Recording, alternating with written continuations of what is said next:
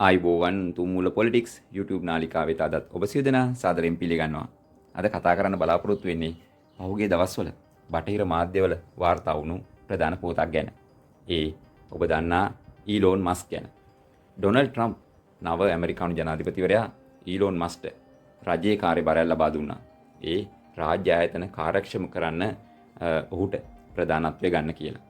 ඒ අනුව ඩොජ් කියන ඩිපාර්ට්මන්ට් එක ඩිපාර්ට්මන්ට් of ගවර්න්මන්ට් එෆිෂන්සි රාජ්‍ය ආයතන කාර්යක්ෂම කිරීමේ දෙපාර්තමේන්තුව මෙහි ප්‍රධානියා ඊලෝන් මස්ක්.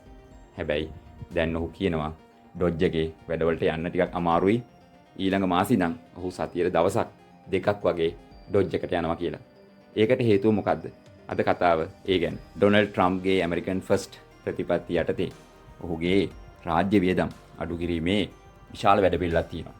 ඉතින් රාජ්‍ය සේවකයන්ගේ සේවය ආරක්ෂක කිරීම වගේම අනවශ්‍ය සේවකයන් ඉවත් කළා රජයේ වියදම අඩු කරන්න ඔහු බාර දුන්නේ ඊලෝන් මස්ක්ට. ඊලෝන් මස්ක්ගේ සහායට විවේක් රාමස්වාමීත් ලබා දුන්නා. හැබැයි ඊලෝන් මස්ක් තමයි මෙහි ප්‍රධානතම කාර්යය කළේ. ඒ අනුව ඔහු යම් විශාල වැඩ කොටසක් පටන් අරන් තියෙනවා. ඒ අනුව යම් ආකාරයට දැනටමත් රාජ්‍ය සේවකයන්ගේ රැකියාව හිමි වෙලා තියෙනවා. ඉතින් මේ ඊලෝන් මස්ක් ඩොජ් ආයතනයේ ඉතා විශාල ලෙස කැපවීම වැඩ කරන්න ගත්තා. හැබැයි මේ අතර ඔහුගේ ආයතනවල යම් ප්‍රශ්නයක් මතුවලා තිබෙනවා. පහුගිය සතියේ වාර්තා වුණා ඔහුගේ ටෙස්ලා ආයතනයේ පළමු කාර්තුවේ අලාභ ලැබලා කියලා. ඒ කියන්නේ ඔවුන්ගේ සේල්ස් අඩු වෙලා තියෙනවා. ඒ වගේම ටෙස්ලා ආයතනයේ කොටස් මිල ගණන් විශාල වශයෙන් ඩ්‍රොප් වෙලා තියෙනවා. මෙන්න මේ නිසා තමයි දැන් ඊලෝන් මස්ක් කියන්නේ ඔහුට තමන්ගේ ආයතනය ගැන වැඩිපුර බලන්න වෙනවා. ඒ නිසා වැඩිපුර කාලයක් ඩොජ් එකේ ගත කරන්න බැරි වේවි කියලා. ටෙස්ලා එකේ මේ පළමු කාර්තුවේ මේ සේල්ස් ඩ්‍රොප් එකට ප්‍රධාන හේතුවක් වුණේ ඔහුගේ කාර් මිලදී ගැනීම. යම් ආකාරයට වර්ජනය කිරීමක් වාර්තා වෙලා තිබෙනවා. විශේෂයෙන්ම ඔහුගේ මේ ක්‍රියාදාමයත් එක්ක යුරෝපා රටවල වගේම ඇමරිකාවෙත් ටෙස්ලා කාර් මිලදී ගැනීමේ අඩුවක් වෙලාද කියන ප්‍රශ්නය තියෙනවා. ඒ වගේම ටෙස්ලා අමතර කොටස් විශාල වශයෙන් චීනෙන් ලබා ගන්නවා.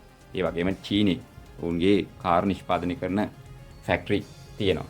ඉතින් මේ චීනෙත් එක බදු නිසා යම් ටෙස්ලා කාර්වල මිලත් වැඩි වෙලා තියෙනවා.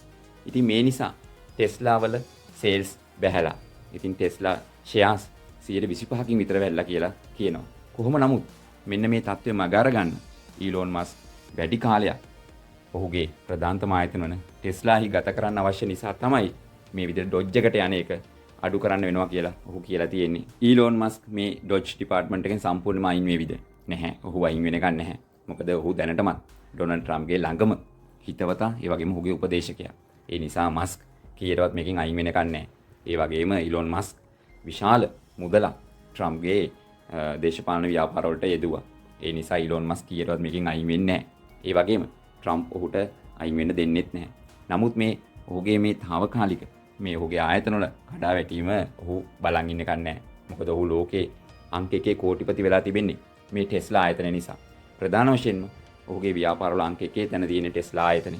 ඉතින් මේ නිසා ටෙස්ලා එක නැවතත් යම් තත්ත්වයකට ගෙනල්ලා ඔහු මේ ඩොජ් එකේ වැඩවලට ආයේවි. මොකද ට්‍රම්ප්ගේ වැඩපිළිවෙලේ ඊලෝන් මස්ක් කියන්නේ ඔහුගේ ප්‍රධානතම නියමුවෙක්. අද කතා කළේ මේ ඊලෝන් මස්ක්ගේ හදිසි තීරණය ගැන.